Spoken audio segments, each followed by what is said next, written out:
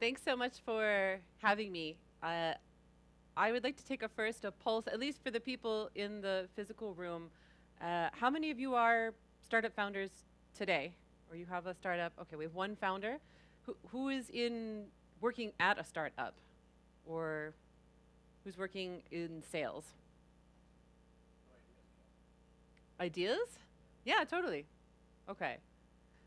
So for the rest of you, what triggered you? What was your interest to join today?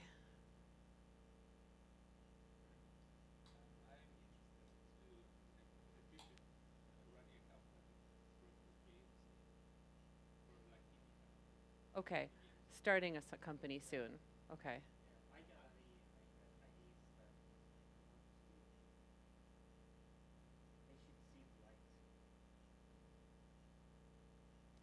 So we do have founders here. We just have people who are founders who've maybe not gotten it off the writing on the notebook or in the head, but we have future founders here. Same here?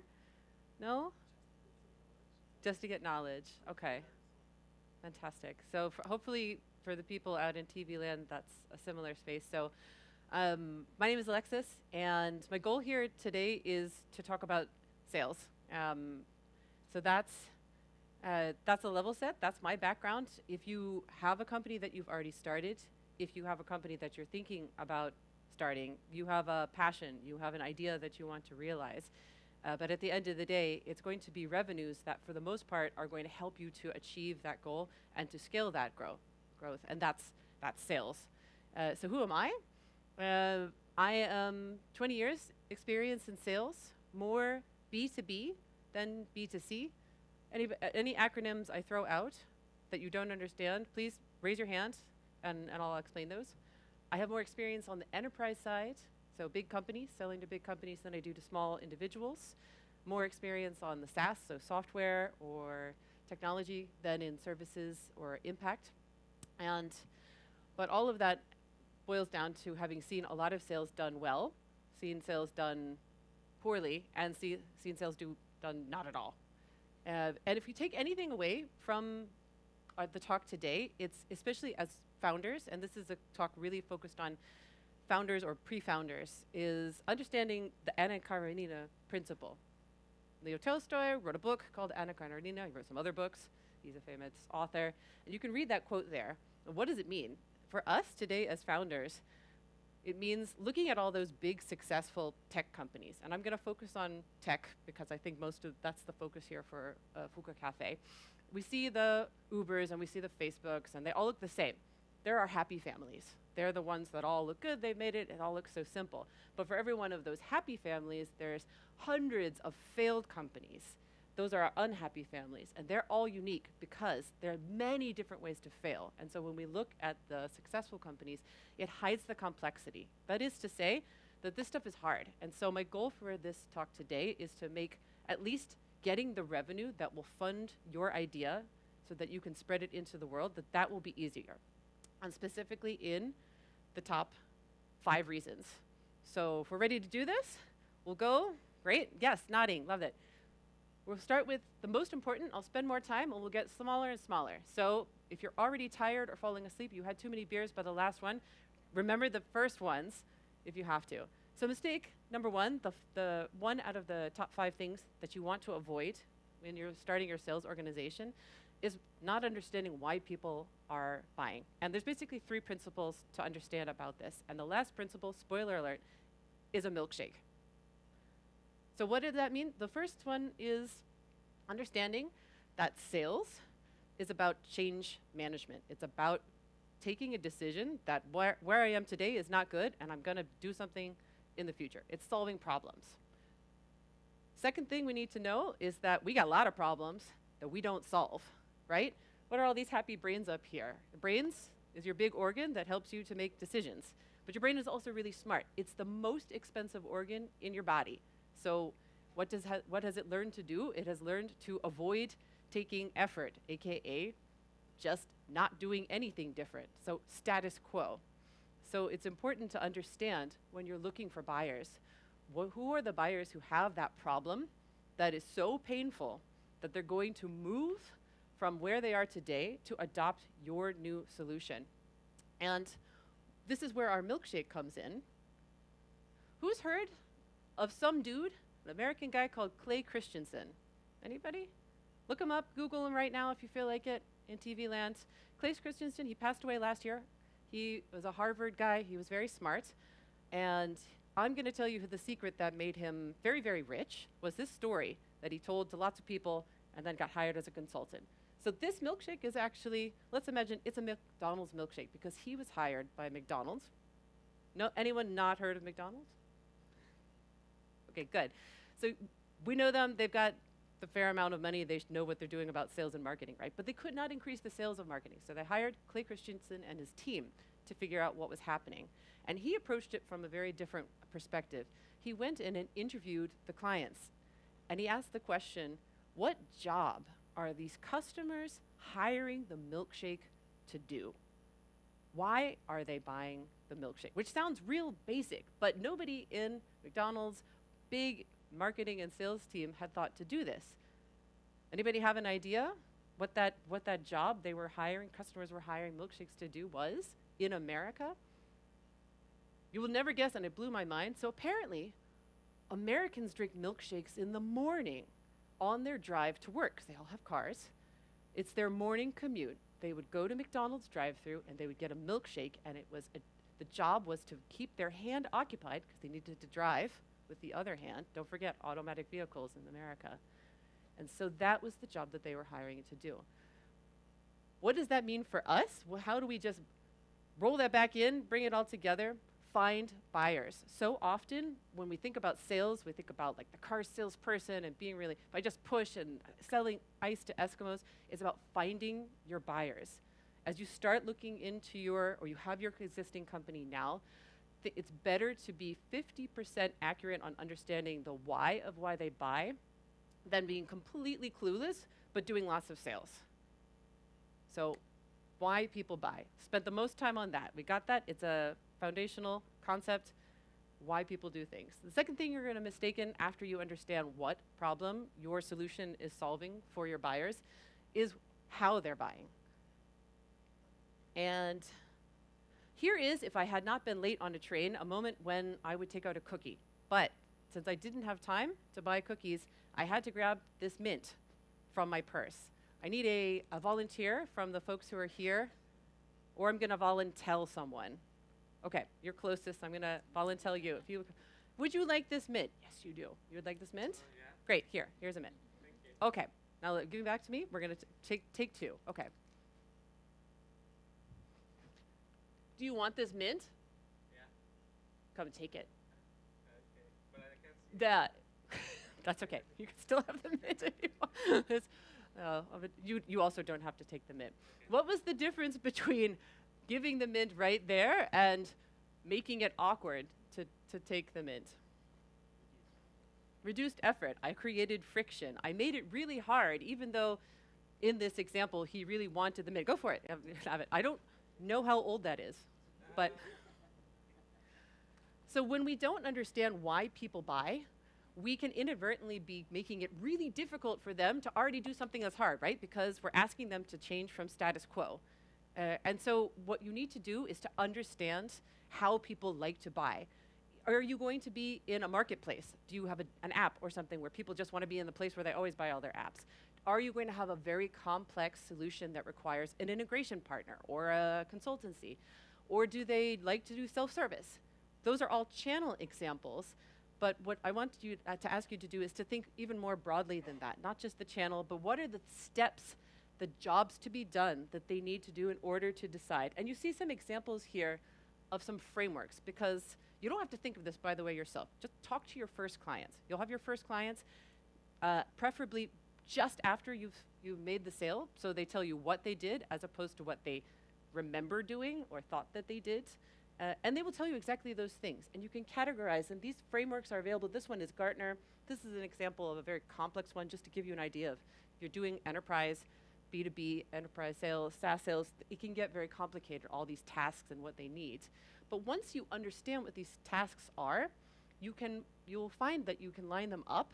And guess what? They become your funnel. Who's familiar with the sales funnel or the marketing funnel?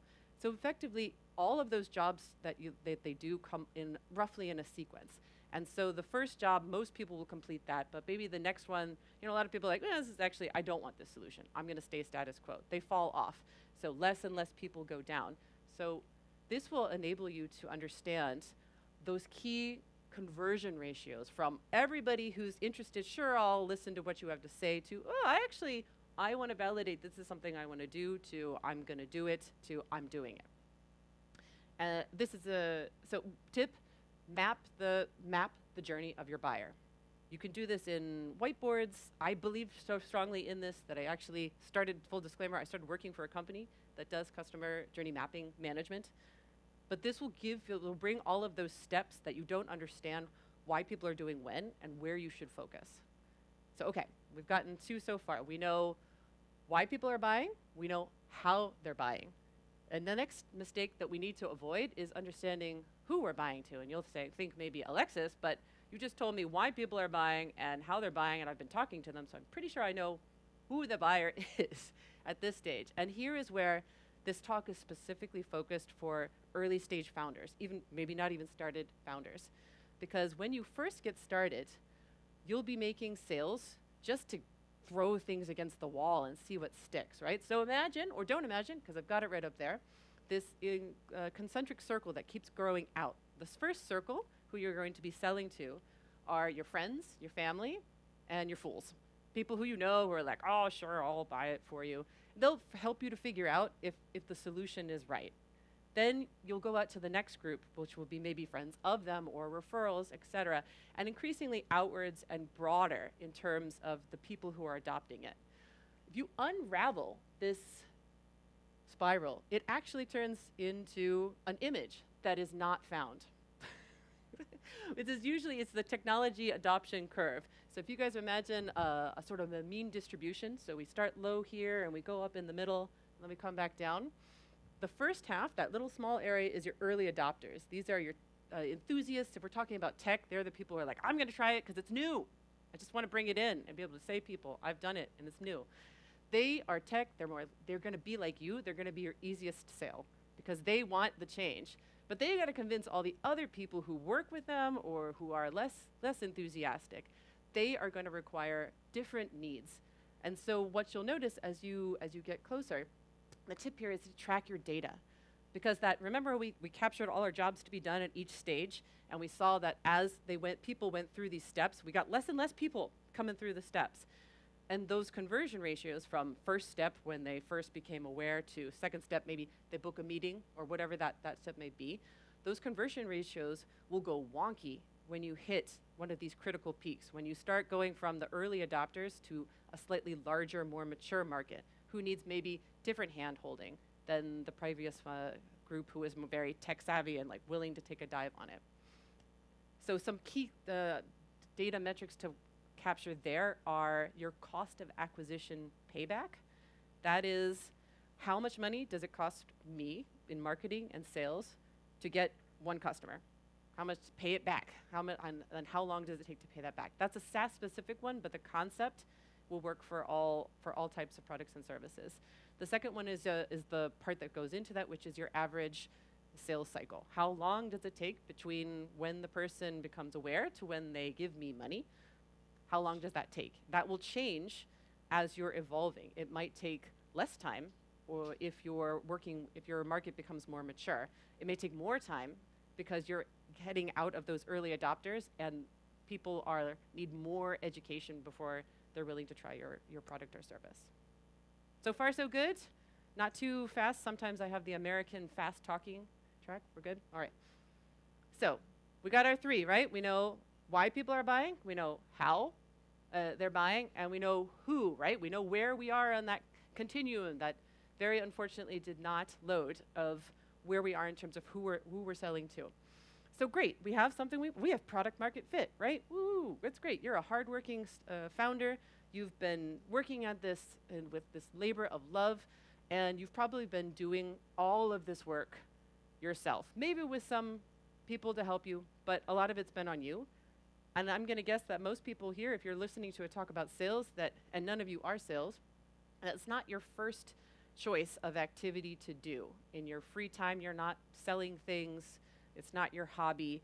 So why is it so important to understand once you've got that sort of MVP, minimum viable product or solution, who do I need to hire to now start scaling this thing?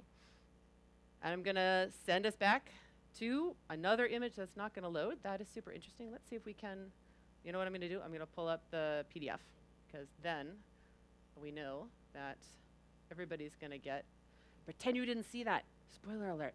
All right. And apologies if I'm not quite sure how to get rid of the Adobe overview, but I'm gonna send us back to our framework, right? Why is it so important to not just go out? And so, for example, classic move, I've got my product market fit, I'm ready to go and scale. I'm gonna hire salesperson, sales ninja. They're gonna go out there and they're gonna sweat the phone and they're gonna make lots of sales. But if you remember the jobs to be done, probably your biggest point of pain is not gonna be solved by an individual person going out there and spreading the gospel of your solution, especially if you're a new product, like a blue ocean product. If you guys are familiar with the concept blue versus red, blue is people don't even know that this is a problem they need to solve, versus red, where this is an established problem, I'm just doing it better.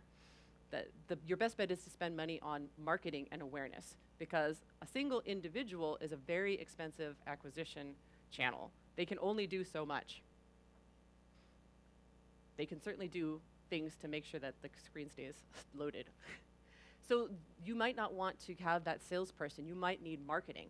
And here again, you can use that cost of acquisition as kind of a cheat sheet of where do I need to, who is that first person on my go-to-market team that I need to hire? Is it a marketing whiz? Who is going to help me in terms of getting in front of channels and just do ads on all of the places? Is it indeed a salesperson, because I have a very complex, high-touch type of solution? And what I like about this, and I'm happy to share these afterwards, and you can see the link, because this is all just, there's so much information out there. That's not the problem, right? It's trying to figure out which information I need to focus on. I like this one because it's a pretty rough side to side in terms of what you need where. Right. So tip here, remember sales is a verb. It's an action. It's also a noun in English, but it is, for you as like a 0 to 1 startup, it's about understanding and where you need to invest to get the most return on revenue. Okay, we're almost to the final line, and then I know I've been going fast, so I hope there's questions afterwards. The last, we've got our why, we've got our how, we've got our who, we've got our team, right? So what's the last thing that we might stumble over as we're trying to get to that next level as a founder in sales? The last one is your role as the founder. Because when the beginning, when we're talking about the early stage founders, you're doing everything. Your product development, your marketing, your sales, you're doing all the legal, God help us. That's a lot on your plate. And so what is the expectation for you as the leader when you go forward and you're starting to do those first sales? Well, the secret is the reason that most companies fail. So this is a goodie but oldie from CB Insights. It's a survey they did some time ago, but it's still pretty relevant, about all the reasons that startups fail. And don't make yourself crazy. These numbers do not add up to 100. It's just all of the answers that people selected. Of course, no market need is the #1 reason. But if you read between the lines, all of these other reasons are basically execution problems. They are operational issues. They're basically the same thing here, which is I ran out of money before I figured out my product market fit, before I was able to get to that big enough market, addressable market, to be able to scale my size. And so the secret of avoiding that trick for you as the founder is getting from 0 to 1, figuring out that minimum viable product that you can then bring on your team. That is your job as a founder, because no one has that same passion. No one is doing all of the jobs like you are. No one, and by the way, you will end up having to hire like 3 to 10 people to replace what you were doing by yourself, and it's gonna blow your mind. But that's your job, is getting from 0 to 1. It takes much more effort to go from 0 to 1, to get those first clients, to get that next that second generation of clients than it will be to go from like 1 to 50, to go from 50 to 100, to go from 50 to 1, etc. So that's the nice part. Those are our 5 key things that I see founders and startups making in their first years when they're trying to set up their sales organization and their sales motion. So one way that you're going to get it right is actually the flip side of that last one, which is you. You are the number one ingredient, because when you are a founder, you step off the cliff and you have this passion for this idea when you decide to commit. And it is the sun in the center of the solar system around which super talented, cool people want to orbit. And so your passion and vision helps them to make difficult decisions. It helps especially as you start achieving success and you start going out to raise funds. For example, if you're going in the direction of VCs or taking on external investment, it's going to be about you're managing your stakeholders. You're going to have advisors, hopefully, as well as board members, managing them and making sure that they are not getting in the way of letting your team execute. And it's going to give people energy when they're not sure if they have gotten on the right ship, if they're not on the right journey. So that's the number one thing, not just for sales, but actually for everything in all aspects of it. And as my computer times out again, in summary, why they buy, who is buying. So remember we did who's buying, how they buy, right people at the right time for your go-to-market team, sell to all the stakeholders, and you are the North Star. That is the short and the sweet of getting started for founders for sales focused on tech companies. I hope that this was helpful. It is sometimes hard to go very, very high level when people are coming from very different starting points in terms of the product or the service that they're looking to bring to market. So happy to take any questions or challenges if you saw something you thought, no, that's not what I think. Oh yes, so the people on, or if you were all just blown away, or you're thinking, why didn't I get a mint? That's also, you can raise your complaints now.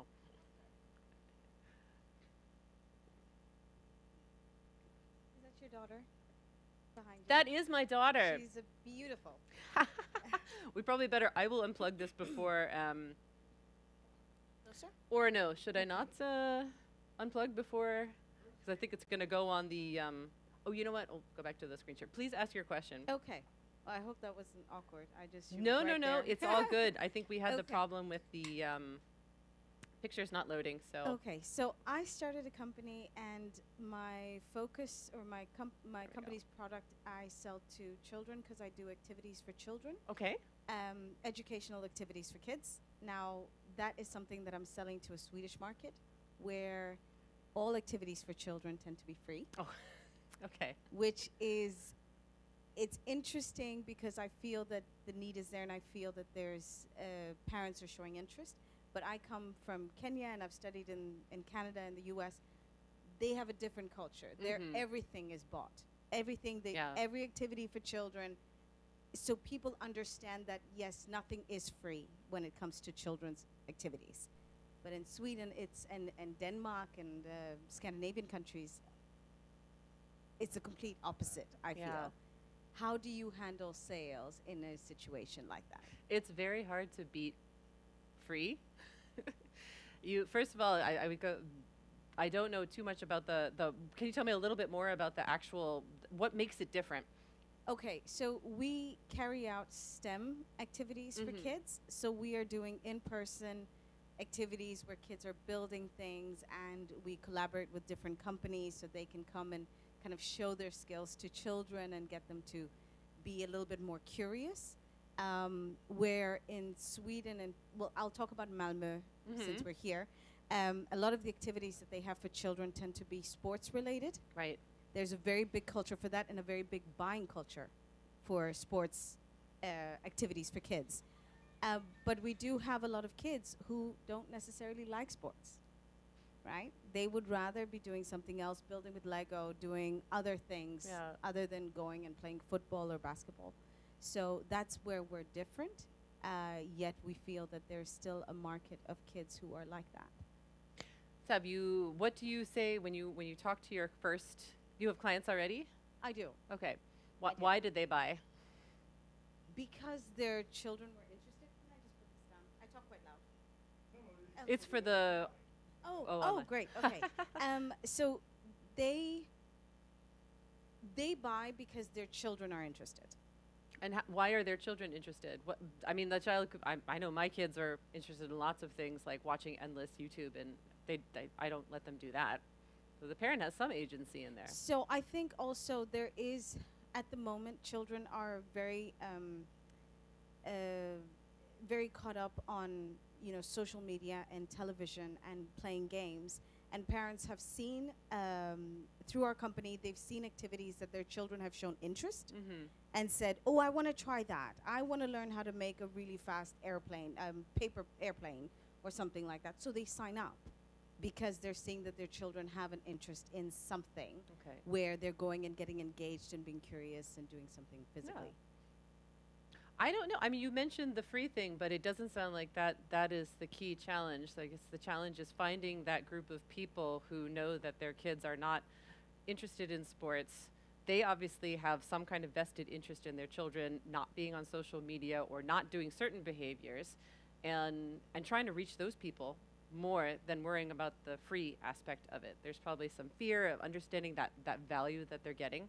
I talked about what is the job that you're hiring the milkshake to do, but it's also your unique selling proposition. What is that USP that you have? For you, if it's just a question of getting volume out there, if you don't have, if people do they transact on a website to sign up? On a website. Okay. Yes. Is there any problem to get people, once people get to the website, do they sign up pretty easily? We have, there's a lot of questions in between. Okay, where that's fine. parents will, ask a little bit more detail on it. But so far the website is doing the work. It's just I want to understand more on how to sell better in Scandinavian countries. Like, are there ways that you can, not that one book fits all or one solution fits all, but is there a way, like different techniques that work in Scandinavian countries as opposed to techniques that work in the US? Yeah, I'm afraid that is not a question that I'm going to give you a good answer on. One of the reasons when I start with my talks always with this is my background, is that as a founder you're going to get a lot of advice, and it's going to conflict, and everyone's going to think they know your problem. So I probably am not the best person to give you advice on specifics around Scandinavian market trends, as evidenced by the fact that I had quite a challenge just to get to Malmö on the train here, relatively new. But I would do your market research. Maybe you guys have noticed that we're heading into an economic downturn. That's actually a really great time to be starting, because you don't need a lot of oxygen. You don't need a lot of money to be successful and show incredible growth. So for example, one thing, if you have people who, once they get to the website, there's some challenges in terms of asking some questions so they don't automatically self-serve. But once they get them there, they generally convert to sales. Then you might want to invest in some additional ads and just get a bigger data set. And then you can interview those people and understand, like, why did you need to ask this question here? What did you miss on the website? And build out that map and that journey. A lot of times now can be a good time to invest in your marketing, because as the markets go down, price per click can usually go down as well, because a lot of companies that are much bigger and they need to cut costs, they cut marketing spend. Hi, thank you for a very wide and speedy presentation. I'm wondering if you could elaborate some more about track your data, Yes. Especially in enterprise sales. Yes. Okay.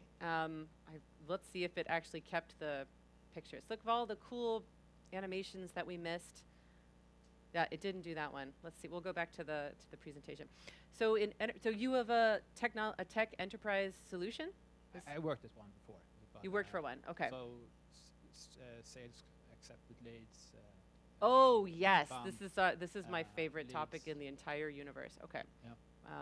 Let's see if I can find there's not really a right visual here. Let's see here. I was just going to see if I can find our friend the funnel. There we go. This is the top of funnel, by the way. This is not a full funnel. In enterprise sales, a sales quality, it depends on your motion. So there's quick and dirty, especially in technology sales, the way in which you lead your sales. That could be with a person, a sales-led approach. It can be with marketing, so making sure that the marketing, the website, and the ad spend is there. But you can also use the product itself, product-led sales. And so all of those things will hopefully get you to this very, very big area at the top, which is the accepted, which are our leads, people who at least fit our rough criteria of people who generally have bought from us in the past. They have these traits. So that in terms of funnel, let me just check and make sure that's your question. I'm with you. Yeah. Okay. So those different buckets, you can have a lot of different channels. You might have partners. So for example, with your education firm, if you are working with companies who are helping you provide the service, they might also have channels that, I'll just let it close, that will, or partners that you might want to use. Ah, yes, the daughter. That's why I can't let it go. It wouldn't be a live presentation if I didn't have endless technology issues. But do you use the classic Salesforce terminology in the funnel, or do That you have depends your own? really on you. So on what I usually do is I categorize those jobs to be done. So in terms of qualification on that funnel, it'll start with the people, your general awareness phase. That's probably your marketing colleagues or your marketing team, who are basically turning every person in the addressable market into someone who might be aware of your solution. Those will be MQLs, marketing qualified leads. Of those, hopefully they'll go through some kind of process where they raise a hand, or hand raisers, and say, I'm actually interested. And those get passed on possibly, especially in enterprise, to a sales team. You might ask those people before they touch your sales team, because salespeople are expensive. They're humans, they can only do so much. Versus if I can get people to go online and read information and get all of those jobs that they need to do in order to make a decision to change before I get to my sales qualified lead. Then it doesn't really matter in terms of going from MQL to SQL to maybe a sales accepted lead to a qualified lead to a closed lead to an expansion. Because my conversion rate, each one of those is going to be killer. So if you don't have if you're saving a lot of effort for the sales team, for example, for a human, as opposed to trying to push those jobs up funnel and say, hey, you have a question about the type of STEM classes that we offer. So let me make sure that information is really easy, accessible in the language that you're expecting to see it on my website, so that you don't plan in a session with me and say, I like this, but can you tell me about X, Y, and Z? As an example. But I'd love to hear if I'm on, or if there's... Yeah, I'm with you so far with the terminology and stuff. But so it sounds like very much like the classic sales funnel with the Salesforce used, more qualified lead, sales accepted lead. Yeah, pretty much. Yeah. In terms of enterprise, the definitions change. I think the devil is in the detail of how you get to those stages. And it's really about resource allocation, of being able to hand over to a team that has a specialized job to do, or to help buyers to do. So my next question is about journey map. You know about a company called They Do? I think you might have looked at my LinkedIn before joining. I did not plant this guy. Yes, I just joined They Do, but this presentation actually predates. Okay. But what about in journal mapping? Can you tell us a little bit more about that, please? Journey mapping is basically those jobs to be done, but then mapping them out in the experience of the stakeholder. And I say stakeholder specifically because, especially enterprise, maybe not in the beginning when you're just starting out, you have a lot of different people that complete different journeys, and they all come together to help deliver an outcome. You have different stakeholders who have different parts in that puzzle, and so bringing those pieces together to truly understand where are people getting stuck? Is it they aren't getting the information they need from our website, and so they make an appointment with us, or they have a call, or they send us messages, and then it takes us time and we have to hire somebody? Or is the problem that we actually don't know what those questions are, or maybe it happens later on and they don't want to sign with us because they have some kind of legal requirements? I don't know that if I only look at one journey in isolation. As I get more complex and I have more different types of buyers, then I want to be able to see across all of them what's the most pain point. And so that's where journeys can be helpful, because I can see all of the journeys together and understand across all of the things. Because again, you're going to have so much data, information, and insights. That's not the problem. The problem is understanding what is the right question to be asking. What is the context to get to the key outcome I want? And sometimes, and the data, you know, we all know the data will tell you whatever you want it to tell you. That's what they do does.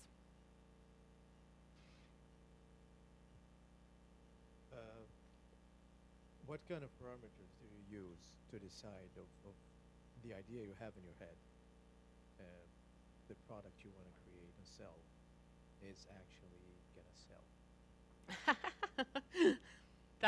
that's a few steps ahead from where I usually come in.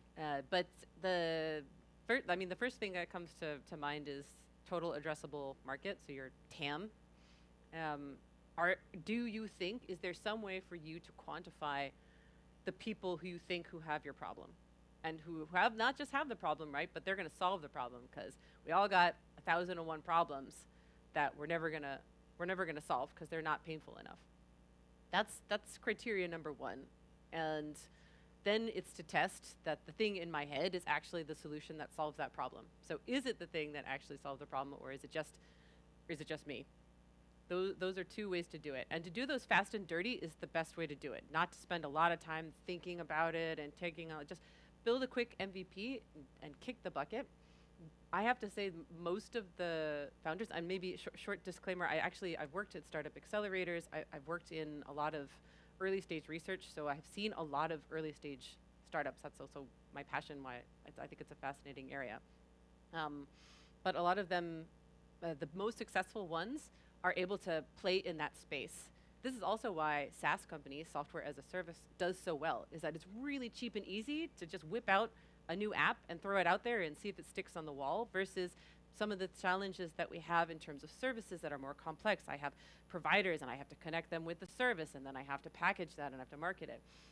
Or if we talk about, let alone the impact solutions or things with climate, those are way more complex. So it takes a lot more money just to get that MVP and throw it against the wall than with software. I'm kind of there in the third area. In the third, the big impact area. Yeah, and I think I have an innovative idea that might, it's not about solving a problem, but about improving people's lives, improving their experience, I would say. So for me, it's gonna work amazingly, but that's in my head. My question is there any specific way to know before you put a lot of time, energy, and money, approximately, if that is gonna lead to something or not? No. There is, but you can cut your losses. If you turn around your thinking and prepare yourself for the worst case scenario, and you say, my goal is to learn from this experience. I might learn that this is a terrible idea. Well, then rejoice. I figure it out maybe in the shortest period of time, and I learn how to get even more efficiently and more quickly to throwing or qualifying something out.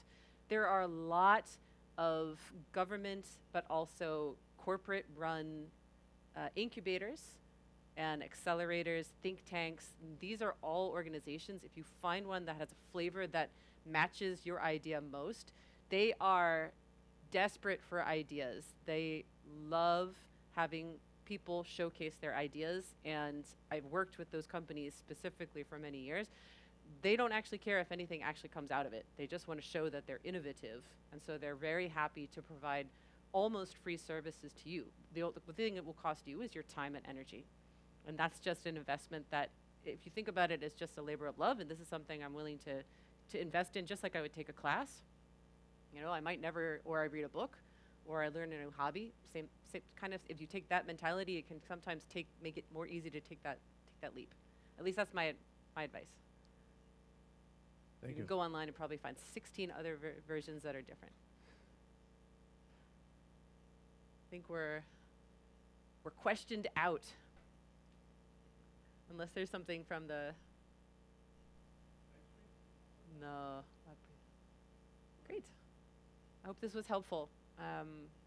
Look forward to seeing lots of successful founders here, and then being like, I talked to that person way back when. Thank you very much. Thanks, guys.